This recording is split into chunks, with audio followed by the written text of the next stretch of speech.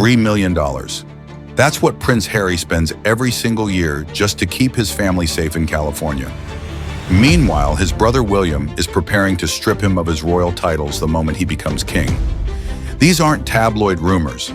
These are the brutal realities of 2025. And while the world watches for signs of reconciliation between two brothers who once walked side by side behind their mother's coffin, something far more complex is unfolding behind palace walls. What you're about to discover isn't just another royal feud story.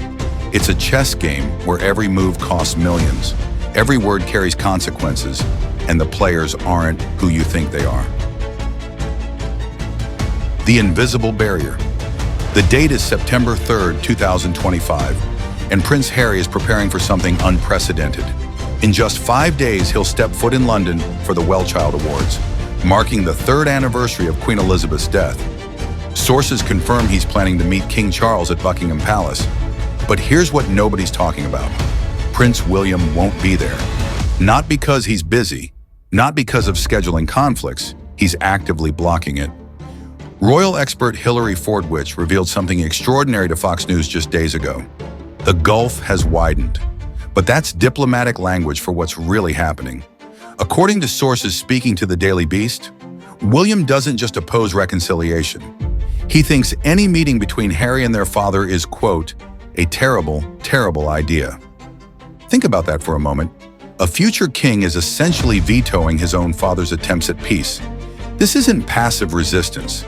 This is active intervention, and it reveals something crucial about the power dynamics within the monarchy that most people completely miss. You see, Charles may be king, but William holds the cards. He's the future. He's the continuity. And according to multiple palace insiders, he's made it crystal clear. When he ascends to the throne, his first act will be to formally strip Harry and Meghan of their HRH titles. Not eventually. Not maybe. Immediately. The California Paradox. Let's shift 5,400 miles west to Montecito, California, where the Sussex story has taken a fascinating turn. Meghan recently posted something that would have been unthinkable 2 years ago. A playful Instagram video of Harry surfing, set to "What a Man."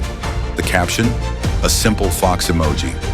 This isn't just social media fluff, it's strategic messaging. Remember, Meghan rejoined Instagram in January 2025 after years of silence. Every post is calculated, every image deliberate. And what's the message? We're thriving. But are they? Here's where it gets interesting. While Meghan shares surf videos and talks about missing British humor on her Netflix show, reports from July revealed Harry is anxious about their future in California. One source described him as desperate to escape the bubble life. The neighbors in Montecito, they're not exactly welcoming. A German documentary called Harry the Lost Prince featured locals essentially roasting the couple for being reclusive. But here's the detail everyone missed. They're considering moving to Los Angeles, not for the glamour, not for Hollywood, but because after 3 years, they still haven't found their social footing in Montecito. They're spending $3 million annually on security to protect themselves in a community where they don't even feel welcome. Meanwhile, during the Invictus Games in February, Harry told rugby player Richie McCaw that life in California has been royally blissful. Which version is true? Both. And that's the paradox. They're simultaneously thriving and struggling, free and trapped, wealthy and hemorrhaging money. The trust equation, August 30th, 2025. Royal watchers are buzzing about a potential peace summit between Harry and Charles. But buried in the reports is this nugget. Any reconciliation would require many years of trust-building steps. Years, not months, years. Why? Because this isn't about hurt feelings or family drama. This is about institutional survival. Every private conversation could become a Netflix episode. Every family gathering could fuel another memoir. William knows this, Charles knows this, and most importantly, Harry knows they know. Consider what Harry told the BBC last month. I would love reconciliation with my family. There's no point in continuing to fight anymore. Life is precious. Sounds conciliatory, right? But notice what he didn't say. He didn't apologize. He didn't retract. He didn't promise to stop sharing family secrets. He simply said he'd love reconciliation. That's not an olive branch. It's a negotiation position. And here's what makes William's position so fascinating. Sources close to him describe Harry and Meghan's behavior as absolutely vile. That's not anger talking. That's disgust. There's a difference. Anger can cool. Disgust calcifies. And when you're preparing to become king, disgust becomes policy. The King's Dilemma. King Charles faces an impossible equation.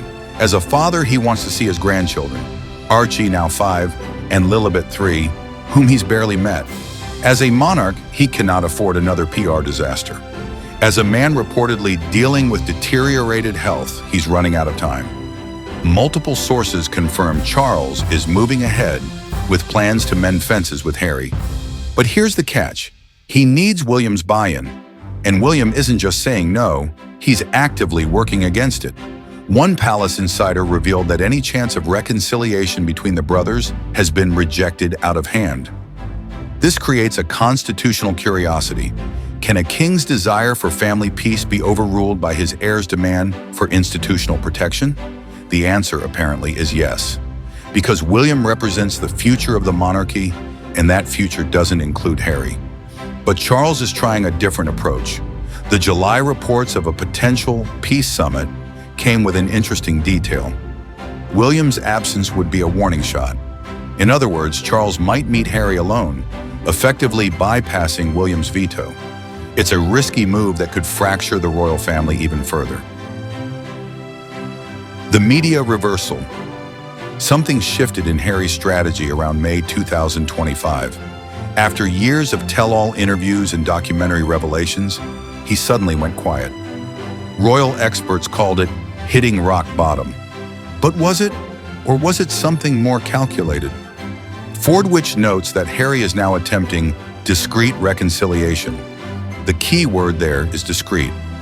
After making millions from publicizing private family moments, Harry is trying to rebuild trust through silence. It's like trying to unring a bell. Possible? Maybe. Probable? That's another question entirely. But here's what's really fascinating. While Harry pulls back from media appearances, Meghan leans in. Her Netflix show's second season just dropped. She's active on Instagram. She's shaping the narrative while Harry attempts the strategic invisibility. It's a coordinated media strategy that suggests they've learned something crucial. Their joint appearances trigger palace antibodies, but individual ventures might slip under the radar. Meanwhile, William and Catherine are launching new mental health initiatives in Norfolk, the very programs they once developed with Harry under the Heads Together banner. They're essentially erasing him from their charitable legacy while building something new. The February 2025 Shaping Us campaign report on childhood emotional development, that was supposed to be Harry's territory. Now it's Catherine's triumph. The reconciliation myth. Let's address the elephant in the room. The reconciliation everyone's waiting for probably isn't coming, at least not in the way people imagine. There won't be a tearful reunion, no public forgiveness, no return to royal duties. What might happen, and multiple sources suggest this is Charles's best hope, is a sort of controlled détente, carefully managed meetings, perhaps a royal event where they're in the same room but not photographed together. The appearance of civility without the substance of trust. William's friends are surprisingly candid about his intentions. One told the Daily Beast that stripping Harry and Meghan's titles would be about exacting vengeance for their vile behavior. This isn't diplomacy. This is punishment, and it's being planned with the same precision the royals apply to state funerals and coronations. Consider the timing. September 8th, the anniversary of Queen Elizabeth's death, Harry wants to meet his father. It's emotionally loaded, symbolically powerful, and completely dependent on Charles defying his heir.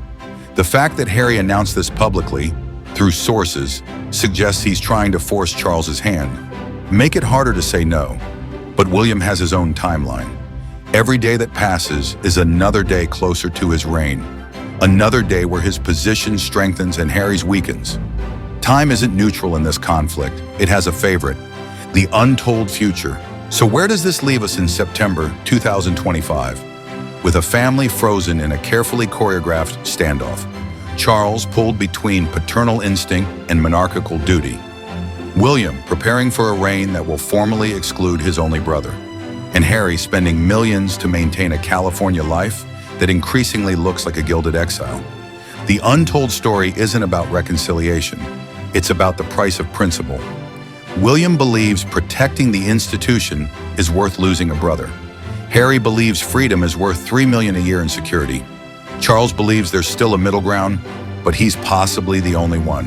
Here's what nobody wants to admit. Maybe this is the reconciliation. Not peace, but partition. Not forgiveness, but boundaries. The brothers have found their separate kingdoms, one in palaces, one in Montecito, and perhaps that distance is the only thing keeping them from destroying each other completely. The next time you see a headline about royal reconciliation, remember this. Some bridges aren't meant to be rebuilt. They're meant to remind us why they burned in the first place. And in the case of William and Harry, that fire is still burning, fueled by $3 million a year, continental divide, and the weight of a crown that only one of them will ever wear. The story continues, not toward resolution, but towards something more permanent, acceptance that some wounds don't heal. They just become part of who we are.